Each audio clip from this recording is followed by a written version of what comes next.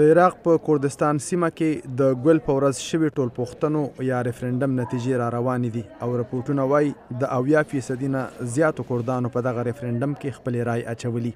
د کردستان نیم خپلواکه حکومت وایي دغه ریفرنډم به دوی ته په سمدستي ډول ازادي خو ورنه کړي، ولې د عراق سره به د خپلې ازادۍ په اړه ولسي ملاتړ وګټي او یو شمېر نورې مسلې لکه په دغه سیمه کې د وسیلو ویش، د کردستان د خپلواکۍ ټاکلې نیټه او د حدبندۍ مسلې به ورسره د بحث لاندې راشي.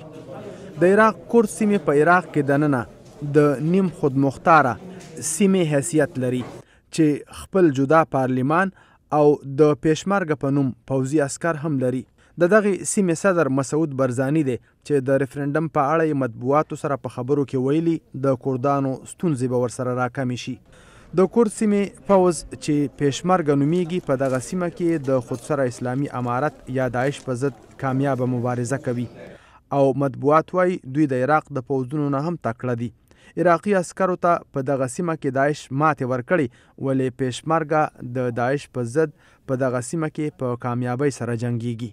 د کردستان سیمه د تیلو او ګیسو لوی زیرمې هم لري چې د خپلواکۍ وروسته به کردستان ته لوی مالی ګټې ورورسي. هر څه که د کرد وګړو په ټولپوښتنه یا ریفرنډم کې په ډیره جذبه برخه اخیستې، خو ګاونډي هیوادونه ترکی او ایران د کردستان په دغه کار ډیر کاریدلی دي. ترکی او ایران دواړو د کرد سیمو سره څیرمه په پوله پوځي مشقونه هم پیل کړي دي. رپورټونه وایي په عراق کې خواوشا 15 میلیونه کردان ژوند کوي چې د ټول عراق 0% آبادي جوړیږي. په منځني ختیځ کې د کردانو ټوله آبادي 13 میلیونه ده چې په 15 هیوادونو عراق، شام، ترکی، ایران او ارمینیا کې خواره واره دي. ترکی او ایران د کردستان په ریفرنډم ځکه اندېښمن دي چې دوی ګڼي د دوی په سیمو کې میشت کردان به هم د دغسې ریفرنډم غوښتنې وکړي او د دوی په هیوادونو کې به هم اړی ګړی راپورته شي. په منځني ختیځ کې اسرائیل یوازینی هیواد دی چې د کردستان د ازادۍ ملاتړ کوي.